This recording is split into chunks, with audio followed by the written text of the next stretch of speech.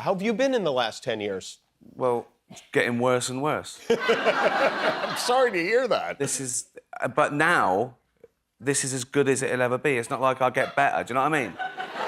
Like, they won't go, oh, he's 70 now, he was terrible at 60, but it's yeah. This is it. It's terrible to think of, isn't it? Yeah, I don't think of it really. I'm reminded every day that I'm getting older. Everything sort of just slower, aches more. When I get up in the morning, right, when I walk downstairs, right, it's like I've got false legs. Do you know what I mean? They're so, not like false legs today, bionic, like pirate legs. You know what I mean? Just stiff. Yeah. It just hurts, and I just thaw out over the day and then start again the next day. Ricky Gervais just sat on Jimmy Kimmel's couch and accidentally explained one of the most honest parts of getting older.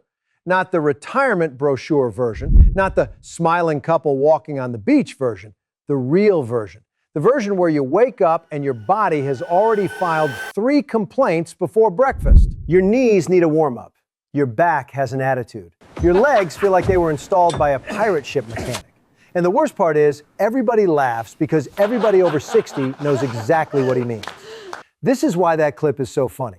Ricky is not doing some polished aging is beautiful speech. He is saying the quiet part that seniors actually feel every damn day out loud. Getting older is not just about gray hair and birthdays. It is the daily realization that your body has stopped asking for permission. One day, you are walking downstairs like a normal person, and the next day, every step feels like your joints are negotiating a hostage release. That's actually real life. And seniors don't need another lecture from a 32-year-old financial advisor telling them to optimize their portfolio. Sometimes they need somebody to admit the obvious. Aging is weird, annoying, humiliating, and somehow still freaking funny. This is just like a conversation with my dad. It's the same thing that we have. Yeah. Yeah, you guys would really hit it off. Well, what else is there to talk about? It's like your demise, isn't it? It's really important. But I don't do anything about it. I just, every day No, I've got a new thing. I just carry all the problems because I don't want to go to the doctor. It's admin. That's the thing. Do you know what I mean? If there was a little doctor in my basement, I'd go down there every day. I see. You know what I mean? I'd go, right, stick a glove on. And there it is. That might be the most senior-coded sentence ever said on late-night television. I don't want to go to the doctor. It's admin. That isn't laziness or people refusing to take care of themselves. That is the doctor's office being so annoying that people would rather limp around for 6 months than spend one afternoon fighting appointment portals, insurance cards, voicemail menus, referrals, co-pays, parking garages, and a clipboard asking for information they already gave the same office 3 times. Literally every patient goes through this. Healthcare after a certain age becomes a second job you never applied for. You have to remember passwords, medication names, dosage amounts, which doctor said what, which specialist needs approval, which bill is real, which bill is wrong, and why the office still has a fax machine like it's 1998. So when Ricky says he would go to the doctor if the doctor lived in his basement, the joke hits because the problem is not always fear. Sometimes the problem is, I'm just tired of going to the doctor. Seniors don't avoid care because they don't care.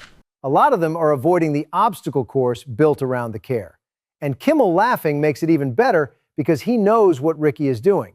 Ricky is turning something depressing into a joke, but underneath the joke is a serious truth.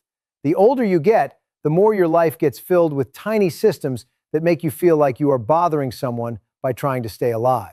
What happens is, right, I wake up, I go, oh, I've got a lump or a pain. And I go, Jane, what do you think that is? She goes, go to the doctor. I go, what, you think it's serious? She goes, no, I don't know. So I Google it, right? Whatever it is, right? So that I Google it, I go, put in the symptoms, and the first few are all right. It could be stress, course, could be stress, could be this, could be diet, right? And I go, oh, that's great, that's fine, that's fine, that's fine. And I just push my luck, and number 7, cancer. I go, Jane, I'm dying. You always get the cancer. I know. Sometimes I Google cancer, so I get there straight away. Like, could this be... Like, I can't wait to... I hope you caught that, because Ricky just exposed the second great disaster of aging. Google. Google is not a doctor. Google is a casino where every symptom eventually lands on death. You type in knee pain, and it says, maybe you slept wrong. You type in chest tightness, and suddenly your phone is writing your obituary. You type in weird lump, and by result number 7, you're telling your spouse where the important papers are. But this is what people do because it gives them a feeling of control. They don't want to go through the full doctor process yet, so they investigate themselves. And let's be honest, seniors were doing their own research long before the internet. They just used to ask a neighbor, a cousin, or some guy at church who had the same thing in 1987. Now they ask Google, and Dr. Google responds like a horror movie. That is why the joke is so funny. It is absurd, but it is also true. A lot of people are walking around with pain, stiffness, symptoms, and questions, and they are trying to decide whether it is nothing, something, or I need to put on real pants and go get checked. That is the daily comedy of getting older. Your body keeps sending mystery messages, and half the time, you don't know whether to stretch, panic, drink water, or update your will.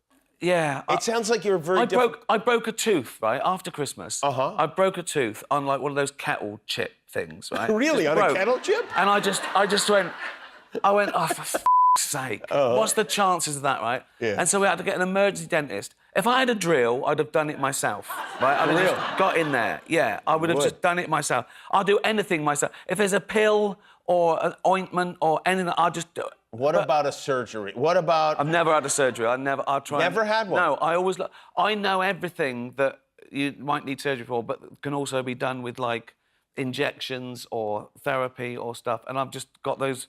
I want to talk them out of it, unless it's...